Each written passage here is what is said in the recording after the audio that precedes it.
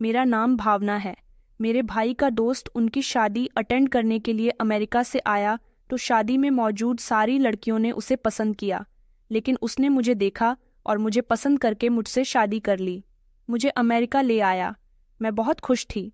रोजाना ही घर वालों को फोन करती थी। हर कोई मेरी किस्मत की तारीफ करता था। एक दिन मेरा पति घर आया तो उसके हाथ में एक लिफाफा था। उस दिन उसने मुझे बहुत मारा और फिर कुछ दिनों बाद ही डिवोर्स देकर घर से निकाल दिया। मैं कुछ दिन सड़कों पर सोती रही और फिर एक होटल पर जॉब कर ली। एक दिन होटल के मालिक ने मुझे बुलाया। वो बहुत ही उस समय था। उसके हाथ में भी वही लिफाफा था। मेरे तो होश ही उड़ गए। जब मालिक ने मेरी शादी नमन से हुई थी, वो मेरे भैया का दोस्त था। मुझे यकीन था कि मेरी जिंदगी अब खुशियों से भर जाएगी, खास तौर पर जब ये बात हुई कि वो शादी के बाद मुझे अमेरिका ले जाएगा, और शादी के बाद उसने अपना वादा पूरा कर दिया था।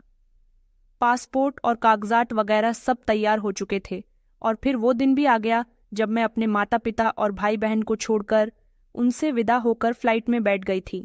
मैंने अपने फ्यूचर के बारे में बहुत कुछ सोचा था। ये खूबसूरत घर, प्यार करने वाला पति और एक सुकून भरी जिंदगी। मगर मुझे नहीं पता था कि ये सपना कितनी जल्दी एक भयानक हकीकत में बदल जाएगा।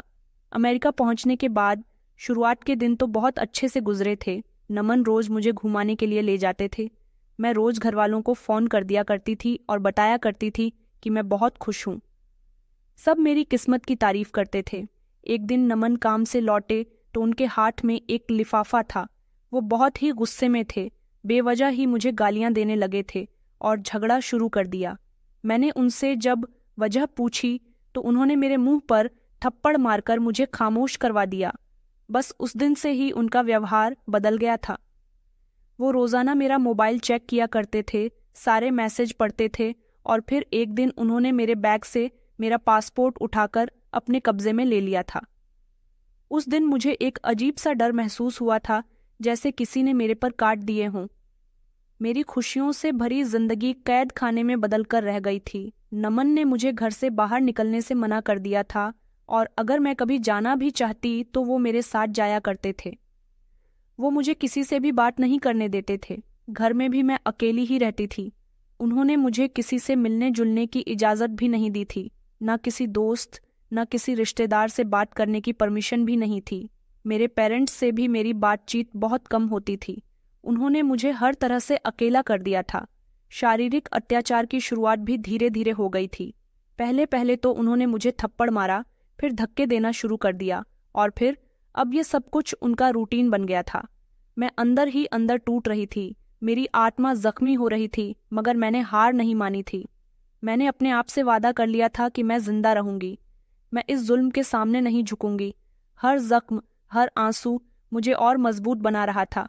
मैं आईने में देखती और खुद से कहती थी कि भावना, तुम हार नहीं मानोगी, तुम जिंदा रहोगी। हर रात में छुप छुप कर रोया करती थी। अपने बीते हुए खूबसूरत दिनों को याद किया करती थी, जब मैं आज़ाद थी, अपने फैसले खुद करती थी। अब मेरी जिंदगी का हर लम्हा नमन के रहमो करम पर था। मैं एक पिंजरे में बंद परिंदे की तरह फड़फड़ा रही थी, मगर उड़ नहीं सकती थी। उसने मुझे पूरी तरह से अपने कंट्रोल में ले लिया था। मेरा कोई दोस्त नहीं था, कोई सहारा नहीं था, और मैं किसी से अपनी हालत शेयर भी नहीं कर सकती थी। उसने मुझे धमकाया था कि अगर मैंने किसी को भी कुछ भी बताया तो वो मेरे परिवार को नुकसान पहुंचाएगा। ये धमकी मेरे लिए सबसे बड़ा डर थी। मेरे माता पिता के लिए, अपने बहन भाइयों के लिए मैं खामोश थी। मैंने कई बार वहां से भागने की भी कोशिश की थी, मगर मैं हमेशा नाकाम रही थी। वो इतना होशियार था कि मुझे कभी अकेला छोड़ता ही नहीं था, और अगर कभी मैं बाहर निकल भी जाती थी तो वो मुझे ढूंढ लिया करता था और फिर मेरे साथ मारपीट पर उतर आता था। मैंने महसूस किया था कि मेरा शरीर और मेरा दिमाग दोनों ही थक चुके हैं, मगर मेरी आत्मा में एक चिंगारी अभी भी बाकी थी।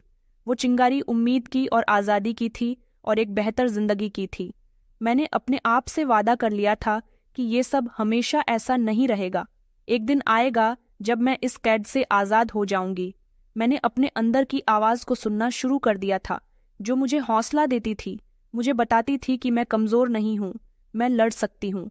इस दौरान मैंने अपने इर्द गिर्द के माहौल की जांच पड़ताल करनी शुरू कर दी थी। मैंने देखा था कि लोग कैसे आज़ाद जिंदगी गुजारते हैं, कैसे अपने फैसले खुद करते हैं। ये सब देखकर मेरे अंदर की तड़प और भी ज्यादा बढ़ जाती थी। मैंने अपने आप को दिमागी तौर पर मजबूत करना शुरू कर दिया था। मैंने चुपचाप इंग्लिश भी सीखने की कोशिश की थी। टीवी देखकर, किताबें पढ़कर मुझे पता था कि अगर मुझे जिंदा रहना है और आज़ाद होना है तो मुझे इस देश के तौर तरीकों को समझना होगा। मैंने अपने आप को तैयार कर लिया कि जब भी मौका मिलेगा मैं इसका फ़ायदा उठाऊंगी। ये कैद खाना सिर्फ मेरे शरीर के लिए था, मेरी आत्मा अभी भी आज़ाद थी। मैंने अपने अंदर की ताकत को पहचाना और मुझे यकीन था कि एक दिन मैं इस ताकत को इस्तेमाल करके अपनी ज़िंदगी को दोबारा हासिल कर लूँगी। ये एक मुश्किल सफ़र था, मगर मैं तैयार थी। हर गुजरते दिन के साथ मेरे अंदर की आग और भी भड़कती जा रही थी। मैंने अपने आप को ये महसूस करवाया था कि मैं एक फाइटर हूँ और मैं अपनी जंग लड़ूंगी। ये सिर्फ शरीर की कैद नहीं थी, ये मेरी आत्मा को भी कैद करने की कोशिश थी, मगर मैंने उसे कामयाब नहीं होने दी। मैं अपने आप को उम्मीद दिलाती थी कि एक दिन मैं इस कैद से आज़ाद होकर अपनी ज़िंदगी की नई शुरुआत करूंगी। नमन की धमकियों मेरे कानों में हमेशा गूंजती रहती थी, मगर मैंने अपने अंदर एक दीवार खड़ी कर ली थी जो इन गलत बातों को मुझ तक पहुंचने नहीं देती थी। मैंने अपने आप को एक मजबूत इंसान बना लिया था, अपने दिल को पत्थर कर लिया था जहां सिर्फ उम्मीद और हौसले की रोशनी थी। सुबह सवेरे जब मैं उठती थी तो मेरी आंखों में एक नई चमक होती थी, एक ऐसी चमक जो मुझे बताया करती थी कि मैं अभी भी जिंदा हूँ। मैंने अपने आप को ये यकीन दिलाया था, ये सब कुछ मामूली नहीं है और एक दिन मैं इस अंधेरे से निकलकर रोशनी में आ जाऊंगी। मैं अपने आप की आवाज़ को सुनती थी जो मुझे हिम्मत देती थी, जो मुझे याद दिलाती थी कि मैंने बहुत कुछ बर्दाश्त किया है और बहुत कुछ सहा है। मैं जल्द ही इससे भी निकल जाऊंगी। इस कैद ने मुझे तोड़ने के बजाय मुझे और ज्यादा मजबूत कर दिया था। मैंने अपने अंदर एक ऐसी ताकत महसूस की थी जो पहले कभी नहीं आई थी। ये ताकत मेरी आंखें की जंग के लिए थी और मैं इसे हर हाल में जीतना चाहती थी। कभी कभी मुझे लगता था कि मैं पागल हो जाऊंगी, लेकिन फिर मेरे माता पिता का चेहरा मेरी आंखों के सामने आ जाता था। उनकी मोहब्बत और उनकी उम्मीद मुझे जिंदा रहने की वजह देती थी। मैंने सोचा था कि मैं उनके लिए जिंदा रहूंगी, उनके लिए एक मिसाल बनूंगी और उन्हें कभी शर्मिंदा नहीं होने दूंगी। ये मेरा फैसला था और मैं इस पर कायम थी। दिन नमन ने मुझे तलाक दे दी थी। उसने मुझे कोई वजह नहीं बताई थी कि उसने मुझे किस लिए छोड़ा। उसने बस एक कागज मेरे हाथ में थमा दिया और कहने लगा कि तुम अब आज़ाद हो, तुम यहाँ से जा सकती हो। उसके शब्द मेरे कानों में गूंज रहे थे कि तुम आज़ाद हो। मैंने सोचा, मैं कहाँ जाऊंगी? मुझे एक लम्हे लगा था जैसे मेरा वजूद खत्म हो गया। मैं उसके आगे रो रही थी, गिड़गिड़ा रही थी, उसके आगे हाथ जोड़कर रिक्वेस्ट कर रही थी, मगर उस पर तो कोई भी असर नहीं हुआ था। उसने मुझे घर से निकाल दिया था। बिना किसी चीज के मैं खाली हाथ घर से निकली थी। मेरे शरीर पर सिर्फ वो कपड़े थे जो मैं पहने हुई थी। मैं सड़क पर आ गई थी। लाचार और मददगार बढ़ती हुई सर्दी मेरे शरीर को छलनी कर रही थी और भूख ने मेरा पेट मरोड़ कर रख दिया था। मैंने कभी सोचा भी नहीं था कि मेरी जिंदगी का यह पहलू भी हो सकता है। एक अजनबी जगह, अजनबी लोग, बिल्कुल अकेला महसूस कर रहे थे। मैं पूरी तरह से अकेली थी। उसी रात में एक पार्क के बेंच पर बैठी रही। सर्दी इतनी ज्यादा लग रही थी कि मेरे दांत बज रहे थे और मेरा शरीर कांप रहा था। मैंने अपने आप को सिकोड़ लिया था, मगर ठंड अंदर तक उतर रही थी। ठंड से बचने के लिए मेरे पास कोई उपाय नहीं था, कोई शॉल या कोई जर्सी भी नहीं थी। बस शरीर पर ही कपड़े पहने हुए थे। भूख का एहसास इतना बढ़ चुका था कि मैं कुछ सोच भी नहीं पा रही थी। मेरे दिमाग में सिर्फ एक ही सवाल घूम रहा था कि अब क्या होगा, मैं कहाँ जाऊंगी, कहाँ रहूंगी। मैंने आसमान की तरफ देखा। सितारे चमक रहे थे, मगर मुझे अपनी किस्मत में कोई रोशनी नजर नहीं आ रही थी। तन्हाई ने मुझे घेर लिया था। मैंने कभी अपने आप को इतना अकेला महसूस नहीं किया था जितना अब कर रही थी। हर गुजरता हुआ वक्त मुझे बरसों जितना लग रहा था।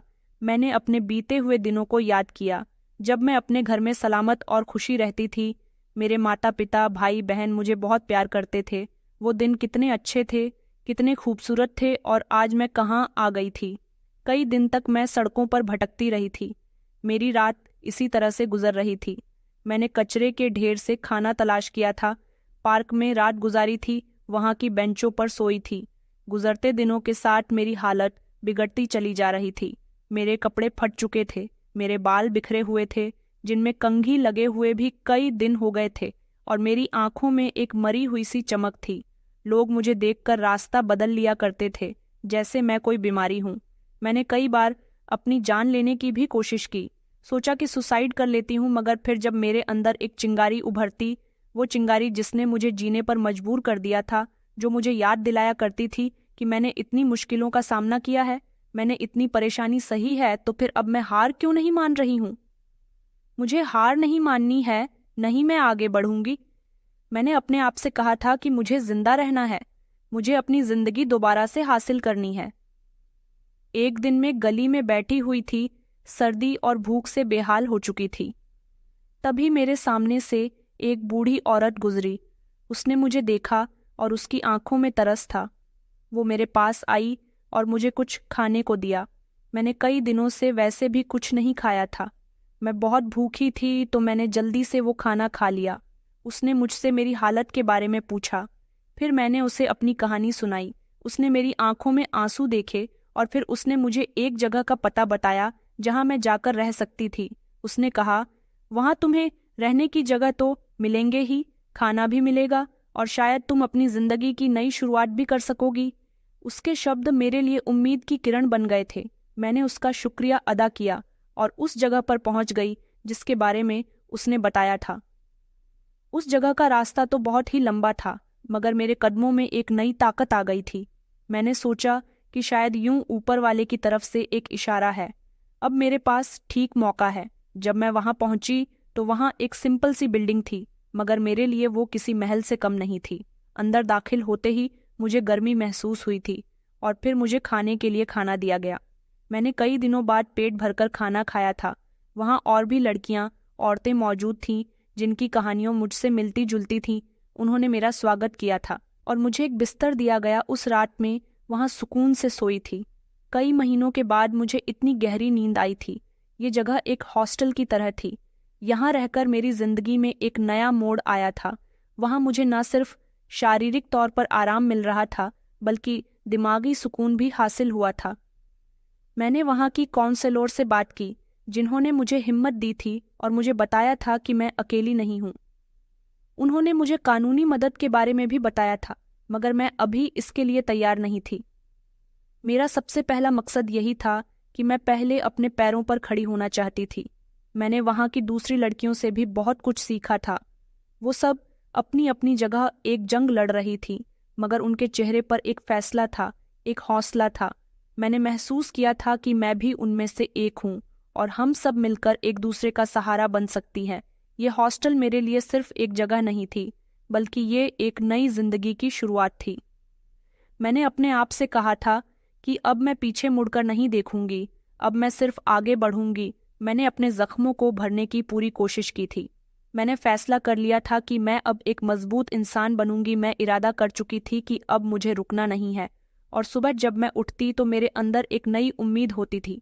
मैंने अपने आप को ये समझा लिया था कि मैं अब कमज़ोर नहीं हूँ और मैं अपनी ज़िंदगी को अपनी मर्जी से गुजार सकती हूँ। इस जगह पर मैंने पहली बार महसूस किया था कि मैं एक इंसान हूँ और मुझे जीने का हक है। मुझे वहाँ की लड़कियों से बहुत कुछ सीखने को मिला था। उनकी हिम्मत और उनका हौसला मेरे लिए एक मिसाल बन गया था। मैंने हॉस्टल के लाइब्रेरी से कुछ किताबें पढ़नी शुरू की थीं, जिनमें खुद एक भरोसा था और जिंदगी के चैलेंज का सामना करने के बारे में लिखा हुआ था। इन किताबों ने मुझे दिमागी तौर पर मजबूत बना दिया था। मुझे एहसास हुआ था कि मैं अब अकेली नहीं हूँ। दुनिया में बहुत सी ऐसी औरतें और लड़कियां हैं जो मेरे जैसी कंडीशन से गुजर चुकी हैं और उन्होंने कामयाबी भी हासिल की है। वो अपने पैरों पर खड़ी हो चुकी है। मैं भी अपने लिए कुछ ऐसा ही करना चाहती थी। मैंने इस हॉस्टल में रहकर अपने आप को दोबारा बदल लिया था और मुझे यकीन था कि मैं अपनी ज़िंदगी को एक नया मोड़ दे सकती हूँ, अपनी ज़िंदगी को नए तरीके से शुरू कर सकती हूँ। मैंने अपने आप को ये भरोसा दिलाया था कि मैं अब एक नई भावना हूँ जो अपने बीते हुए समय को पीछे छोड़कर एक चमकते हुए भविष्य की तरफ बढ़ रही है।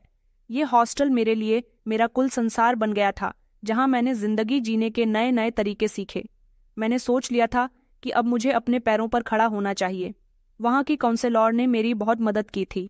उन्होंने नौकरी तलाश करने में भी मेरी पूरी पूरी मदद की थी। उन्होंने मुझे कई ऐसी जगहों के बारे में बताया था जहां मुझे नौकरी मिल सकती थी। मैंने कई जगहों पर नौकरी के लिए अप्लाई किया था, मगर मुझे एक्सपीरियंस नहीं था और मेरी इंग्लिश भी इतनी अच्छी नहीं थी। मुझे मायूसी होने लगी थी, मगर फिर एक दिन मुझे एक कंपनी के कैंटीन में काम करने की ऑफर मिली थी। ये एक छोटी सी नौकरी थी, मगर मेरे लिए एक बहुत बड़ा और अहम कदम था। मैंने फौरन ही हाँ कर दी थी।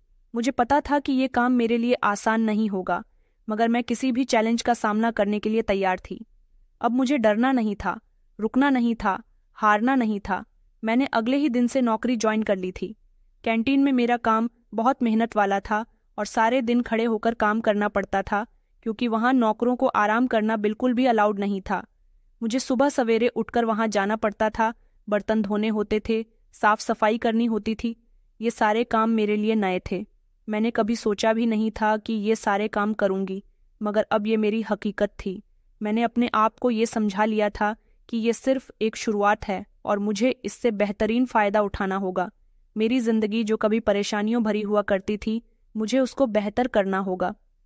मैंने अपनी पूरी ईमानदारी और लगन से काम करना शुरू कर दिया था। मैंने अपने अंदर की हिम्मत को पहचाना। मुझे खाना बनाने का बहुत शौक था और मैंने सोचा कि क्यों ना मैं अपने शौक को अपने काम में शामिल कर लूं। मैंने देसी खाना बनाना शुरू कर दिया था, जैसे छोले भटूरे, शाही पनीर, मिक्स सब्जी, लच्छा परांठा और कड़ी चावल, और भी बहुत अलग तरह की रेसिपी जो मैं इंडिया में खाया करती थी और मेरी मम्मी जिस तरीके से खाना बनाती थी, मैं उसी तरह से खाने को यहाँ भी बनाने वाली थी, क्योंकि घर में जब मेरी मम्मी खाना बनाया करती थी तो मुझे उनके हाथ का ये देसी खाना बहुत ही अच्छा लगता था। मैं अपने देश के तरीके से खाना बनाने लगी तो वहाँ के लोग हैरान हुए, मगर फिर उन्हें मेरे हाथ का बनाया हुआ खाना बहुत पसंद आने लगा। मास्टर विलियम, जो कैंटीन के इंचार्ज थे, वो एक बहुत ही अच्छे इंसान थे। उन्होंने मुझे बहुत सपोर्ट किया था। वो मेरी मेहनत और ईमानदारी से बहुत इम्प्रेसिस हुए थे। उनको भी मेरे हाथ का बनाया हुआ इंडियन खाना बहुत ही पसंद आया था और उन्होंने कहा था कि तुम अगर अपने इस खाने में और रेसिपीज ऐड करना चाहती हो तो कर सकती हो, हम तुम्हें पूरा सपोर्ट करेंगे। वो हमेशा मेरे हाथ के बने हुए खाने की तारीफ किया करते थे और दूसरे नौकर भी मेरे हाथ के बने खाने के दीवाने हो गए थे। वहाँ सारे लोग कहते थे कि भावना, तुम्हारे हाथ के बने खाने में तो जादू है। हमें इंडियन खाना बहुत पसंद है और तुम जिस तरीके से खाना बनाती हो उसमें एक अलग ही टेस्ट होता है। वो मेरी तारीफ किया करते थे तो मुझे बहुत अच्छा लगता था। उनकी तारीफ किए गए एक एक शब्द मेरे लिए बहुत मायने रखते थे।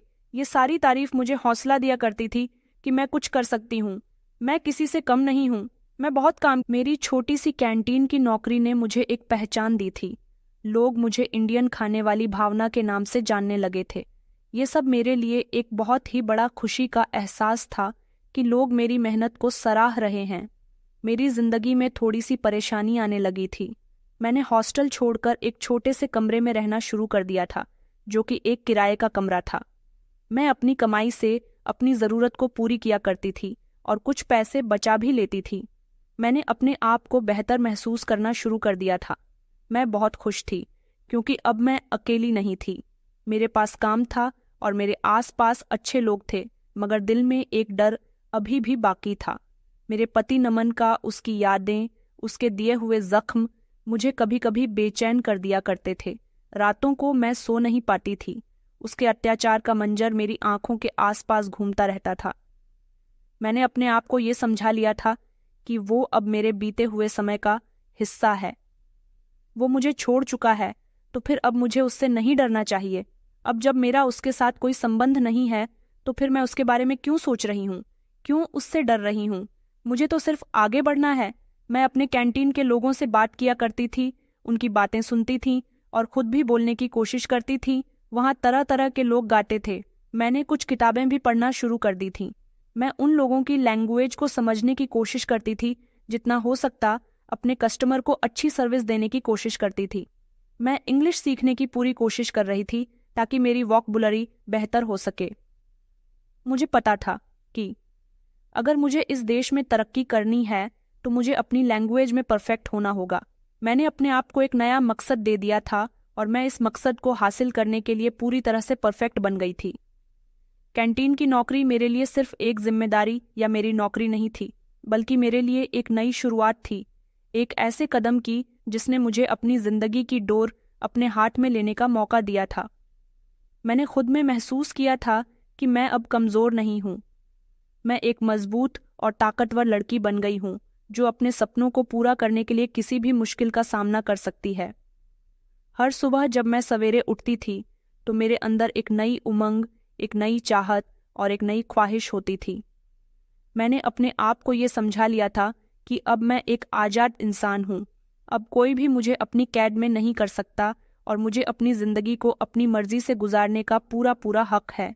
मैंने अपने आप को ये भी समझाया था कि मैं अब किसी के रहम और करम पर नहीं रहूंगी।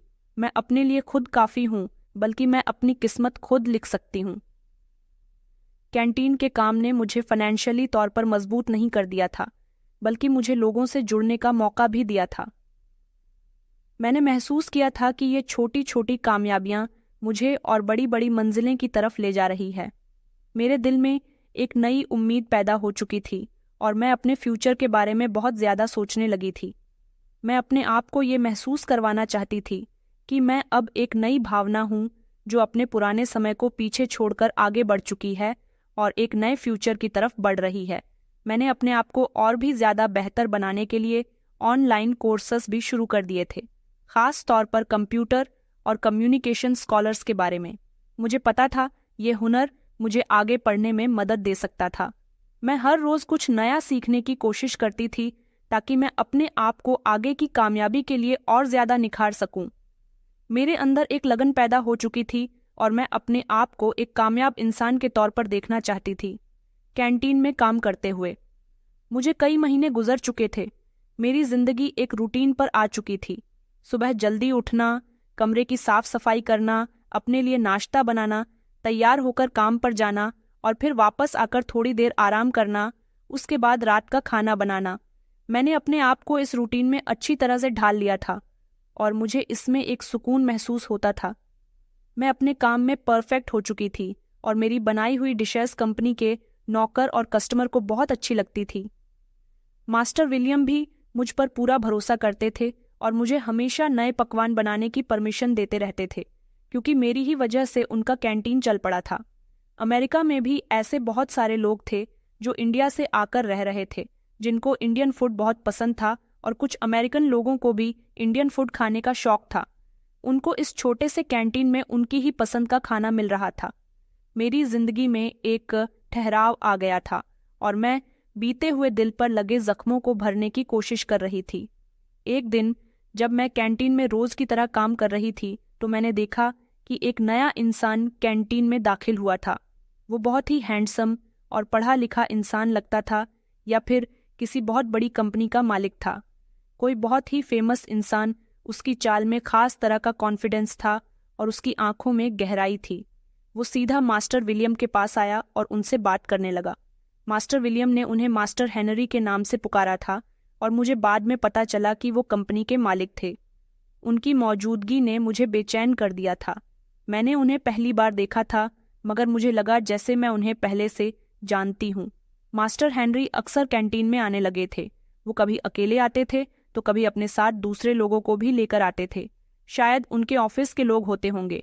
मैंने नोटिस किया था कि वो मुझे बार बार देखते थे। उनकी नज़रें मुझ पर पड़ती और मुझे एक अजीब सी घबराहट महसूस होती थी। वो कुछ कहते तो नहीं थे, बस दूर दूर से देखते रहते थे।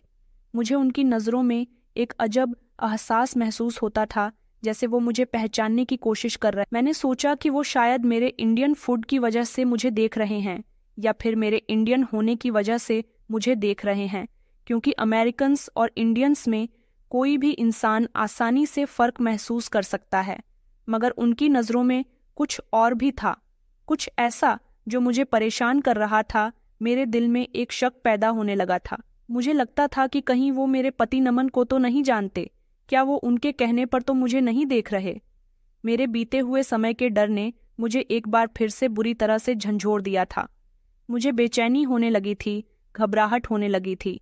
मैंने अपने आप को तसल्ली दी थी और समझाया था कि ये सिर्फ मेरा वहम है, मगर उनकी मौजूदगी मुझे लगातार बेचैन कर रही थी। मैंने कोशिश की थी कि मैं उनसे नज़रें नहीं मिलाऊं, मगर वो जब भी आते बार बार मेरी तरफ ही देखते थे।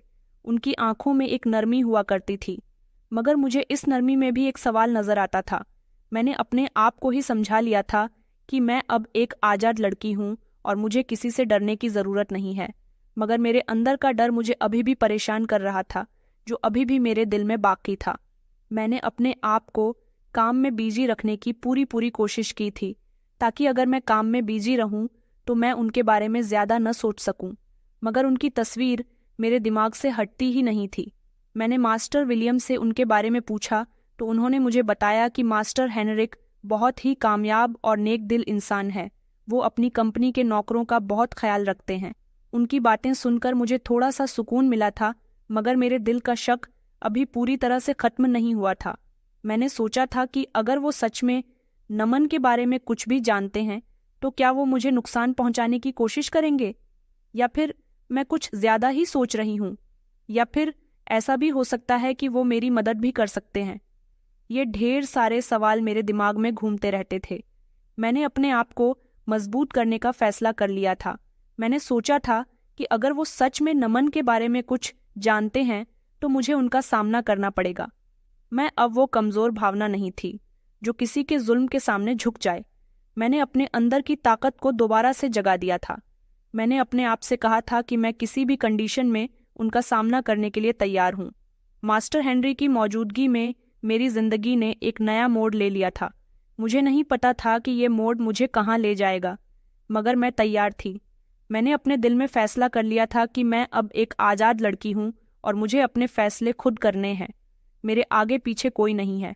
अब ना मुझे किसी ने कैद में रखा हुआ है, तो फिर मुझे किसी से भी डरने की ज़रूरत नहीं है। ये मेरे लिए एक नया चैलेंज था और मैं इस चैलेंज का सामना करने के लिए पूरी तरह से तैयार थी।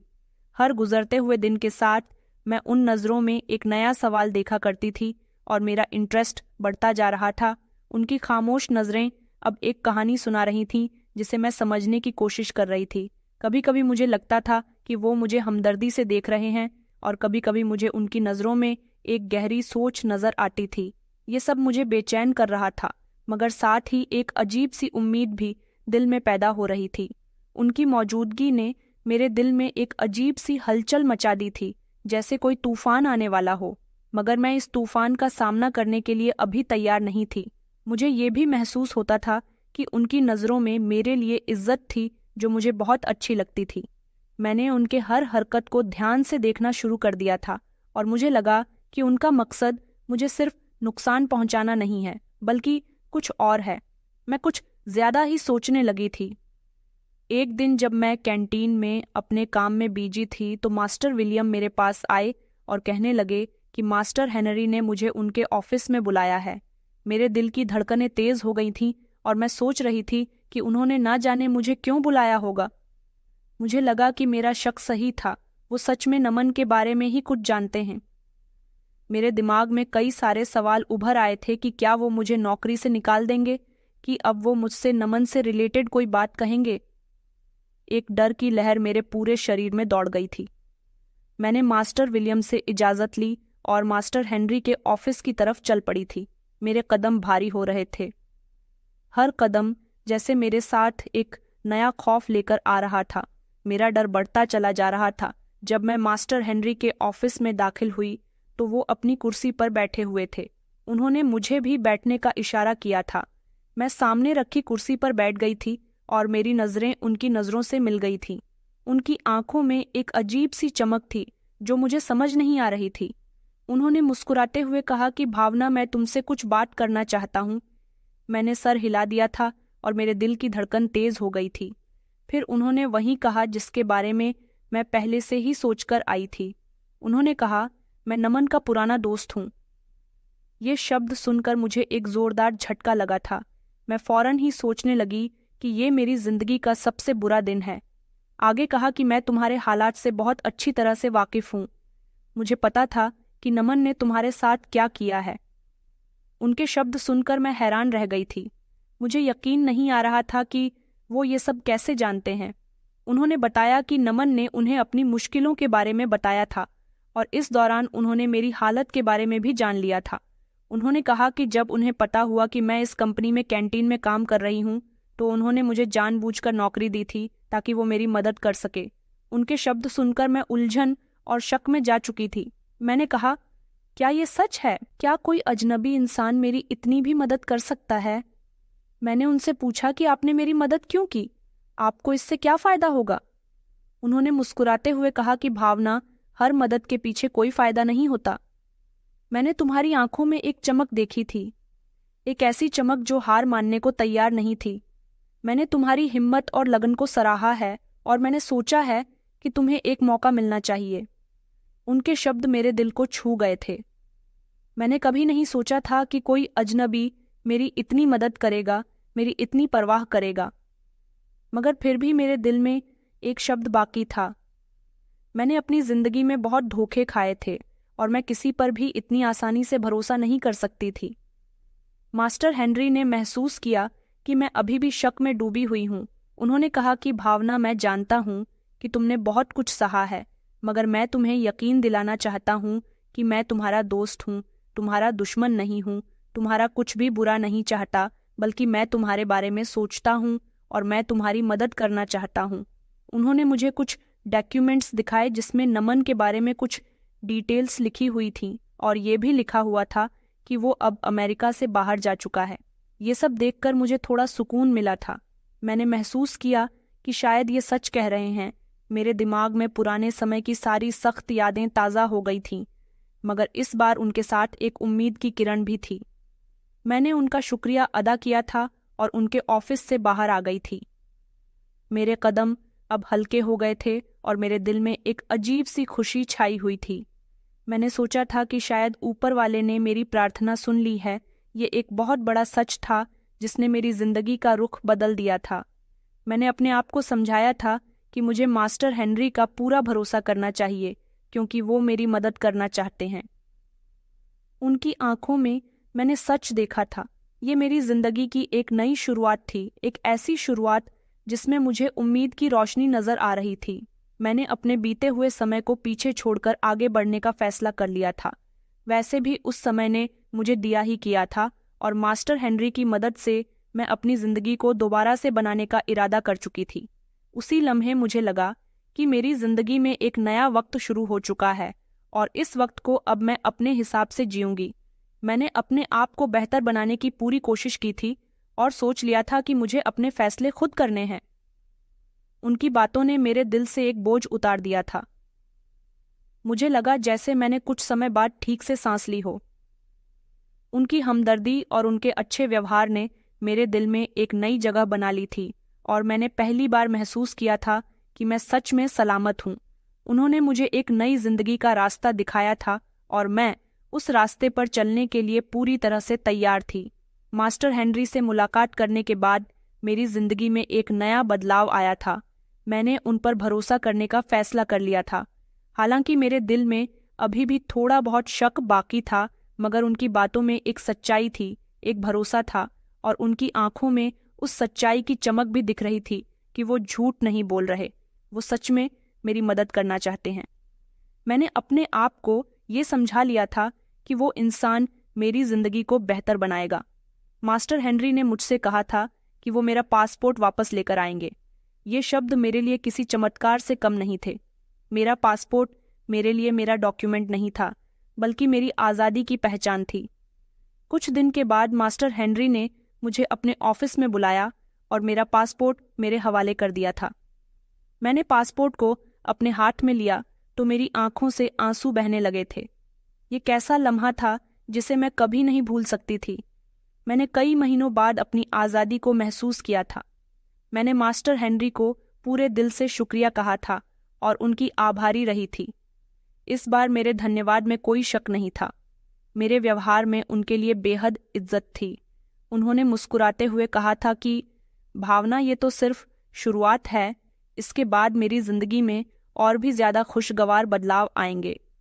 मुझे कंपनी में तरक्की मिली और मैं उनकी कंपनी की मैनेजर बन गई थी। ये मेरे लिए एक बहुत बड़ा कदम था। मैंने कभी सोचा भी नहीं था कि मैं कैंटीन से निकलकर एक कॉरपोरेट माहौल में काम करूंगी। ये एक नया चैलेंज था, मगर मैं इसके लिए तैयार थी। मैंने अपनी पूरी लगन और मेहनत से काम किया था। मैंने इंग्लिश बोलना सीखी थी, कंप्यूटर चलाना सीखा था, ऑफिस के बाकी के काम को समझा था। मेरे साथ काम करने वाले मेरे साथियों ने भी मेरी बहुत मदद की थी और मुझे हर कदम पर सपोर्ट किया था। मास्टर हेनरी भी मेरे काम से बहुत खुश हुए थे। उनको मुझ पर बहुत भरोसा था और मेरा काम देखकर तो वो मुझ पर और भी ज्यादा भरोसा करने लगे थे। मैं पहले से भी ज्यादा मजबूत लड़की बनने लगी थी। मैंने अपने आप को ये समझा लिया था कि मैं किसी से कम नहीं हूँ। मैं अपनी एडवाइस का इजहार किया करती थी और अपने फैसले खुद करती थी। मेरे अंदर का डर धीरे धीरे कम होने लगा था। मैंने अपने दिल पर लगे हुए बीते हुए वक्त के जख्मों को भरना शुरू कर दिया था। मैंने महसूस किया था कि मैं अभी भी आज़ाद हूँ और मैं अपनी ज़िंदगी को अपनी मर्जी से गुजार सकती हूँ। मैंने अपने आप को एक नया मकसद दे दिया था और इस मकसद को हासिल करने के लिए मैं पूरी तरह से कामयाब थी। मैंने अपने आप को शिक्षा के मैदान में भी आगे बढ़ाने का फैसला किया था। मैंने शाम की क्लासेस लेना शुरू कर दिया था ताकि मैं अपनी शिक्षा पूरी कर सकूं। मेरी जिंदगी में अब एक और नया मोड़ आ चुका था। मैं काम भी करती थी, पढ़ाई भी करती थी और अपने लिए वक्त भी निकालती थी। मैंने अपने आप को दोबारा से पहचाना और मुझे अपने आप से मोहब्बत होने लगी थी। मैंने महसूस किया था कि मैं वो कमज़ोर लड़की नहीं हूँ जो बीते हुए वक्त के साये में जीती थी। मैं एक मजबूत, कॉन्फिडेंट और ताकत से भरपूर लड़की बन चुकी थी। मेरे चेहरे पर एक नई चमक थी और मेरी आंखों में नए टैलेंट था। मास्टर हेनरी ने भी मेरे अंदर बदलाव महसूस किए थे, जिससे वो काफ़ी खुश हुए थे। वो हमेशा मेरी तारीफ किया करते थे और मुझे आगे बढ़ने की एडवाइस देते थे। मैंने अपने माता पिता से कीन अटैक्ट भी किया था और उन्हें अपनी कंडीशन के बारे में बताया था। वो मुझे देखकर बहुत खुश हुए थे। उन्हें यकीन नहीं आ रहा था कि मैं इतनी मजबूत हो चुकी हूँ। मैंने उन्हें बताया था कि मैं अब सही सलामत हूँ और मुझे अब किसी भी चीज़ का डर नहीं है। ये एक बहुत ही बड़ा जज्बाती लम्हा था जब मैंने अपने माता पिता को दोबारा देखा। मैंने उन्हें बताया कि मैं अपनी ज़िंदगी को अपनी मर्जी से गुजारूंगी और मैं उनके लिए गर्व की वजह बनूंगी। ये एक नई शुरुआत थी, एक ऐसी शुरुआत जिसमें मुझे अपने सपनों को पूरा करने का मौका मिल रहा था। मैंने अपने आप को दोबारा से समझाया था कि मैं अब एक आज़ाद औरत हूँ। मुझे अपनी ज़िंदगी को अपनी मर्जी से गुजारना है।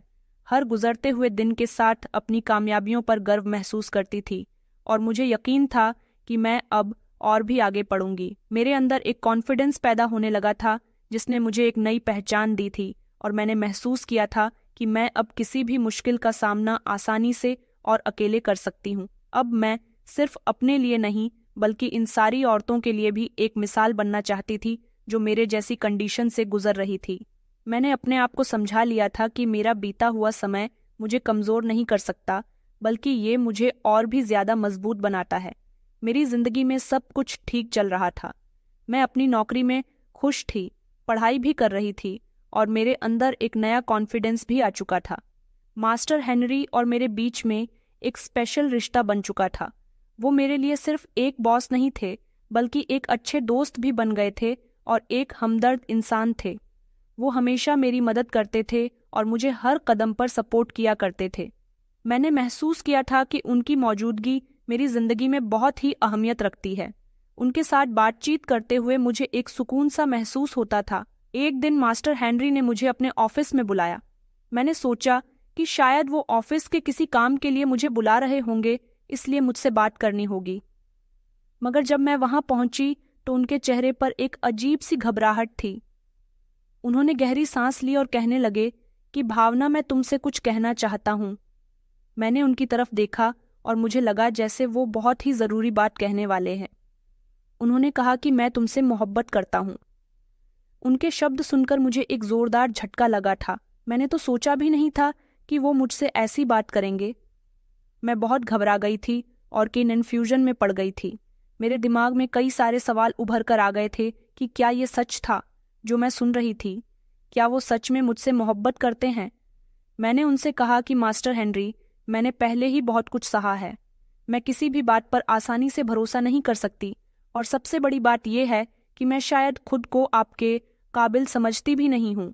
कहाँ आप और कहाँ मैं आप में और मुझ में ज़मीन और आसमान का फ़र्क है। उन्होंने कहा कि नहीं, मैं सच कह रहा हूँ, मैं सच में तुमसे मोहब्बत करता हूँ। मैंने उनकी तरफ ध्यान से देखा और कहा कि अच्छा, तो फिर इस बात की क्या गारंटी है कि आप सारी ज़िंदगी मेरे साथ रह सकते हैं? क्योंकि जब मैं यहाँ आई थी तो नमन ने भी मुझसे बहुत सारे वादे किए थे, मगर यहाँ लाने के बाद उसने मेरे साथ क्या किया, मुझे छोड़ दिया, मुझे अकेला कर दिया, मुझे बेसहारा कर दिया।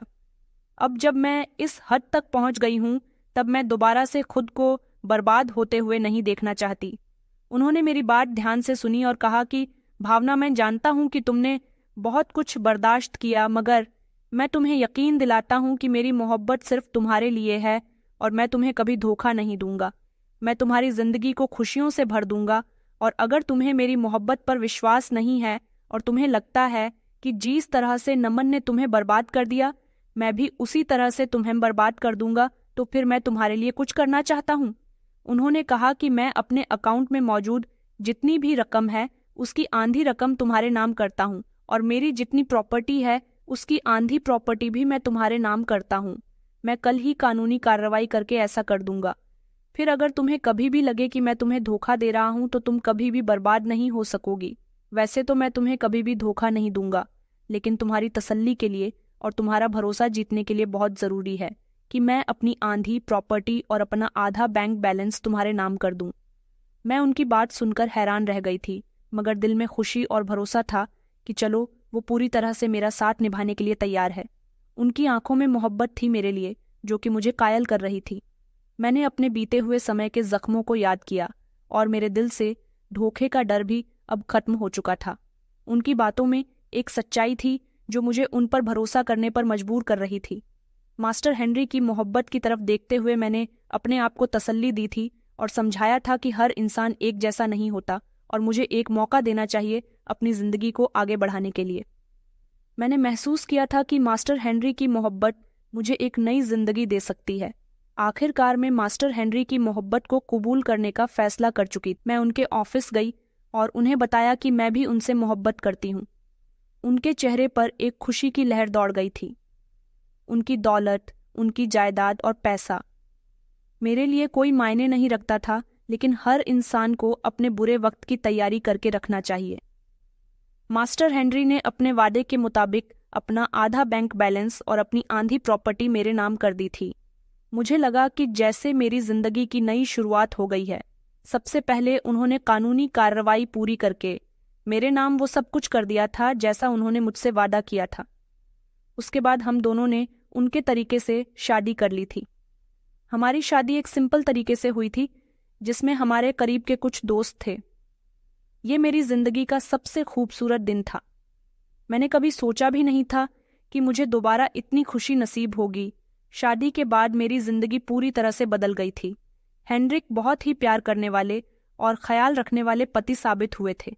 उन्होंने मुझे हर तरह से सपोर्ट किया और मुझे कभी भी मेरे बीते हुए समय की याद नहीं आने दी थी। मैं उनके बहुत ही खूबसूरत घर में रहती थी। मैंने उनके घर को अपने हाथों से दोबारा से सजाया था। मुझे अभी एक पूरी खुशहाल जिंदगी मिल गई थी। मैंने अपने आप को एक नया मकसद दिया था और मैं इस मकसद को हासिल करने के लिए पूरी तरह से काबिल हो चुकी थी। ये एक नई शुरुआत थी जिसमें मुझे अपने सपनों को पूरा करने का मौका मिल रहा था। हर गुजरते हुए दिन के साथ मेरी मोहब्बत और खुशी बढ़ती जा रही थी और मुझे यकीन था कि जिंदगी अभी हमेशा ऐसी ही रहेंगी। हेनरी की मोहब्बत ने मेरे जख्मों पर मरहम रख दिया था। मैं पूरी तरह से नमन को भूल चुकी थी और उस जैसे इंसान को कभी याद भी नहीं करना चाहती थी। हेनरी ने मुझे एक नई पहचान दी थी। मैंने महसूस किया था कि मैं अब पूरी तरह से बदल गई हूँ। मेरी जिंदगी का हर लम्हा खुशियों से भरा हुआ है। उनका साथ हर दिन एक नई उम्मीद लेकर आता है और मुझे यकीन था कि हमारी जिंदगी का सफ़र अब सिर्फ खुशियों से भरा हुआ होगा। उनकी मौजूदगी ने मुझे एक सुकून दिया था जो मैंने कभी महसूस नहीं किया था। मुझे लगा कि मैंने अपनी जिंदगी का सबसे बेहतरीन फैसला किया है। शादी के बाद एंड्री मेरी जिंदगी में एक नया मकसद ले आए थे। मैंने अपनी जिंदगी में जो कुछ सहा था, मैं चाहती थी कि कोई और औरत इस दुख से न गुजरे। मैंने हेनरी से अपनी ख्वाहिश इजहार की थी कि मैं घरेलू अत्याचार सहने वाली लड़कियों की मदद करना चाहती हूँ। उन्होंने मेरी बात सुनी और मेरी बात पर पूरी तरह से ध्यान दिया था।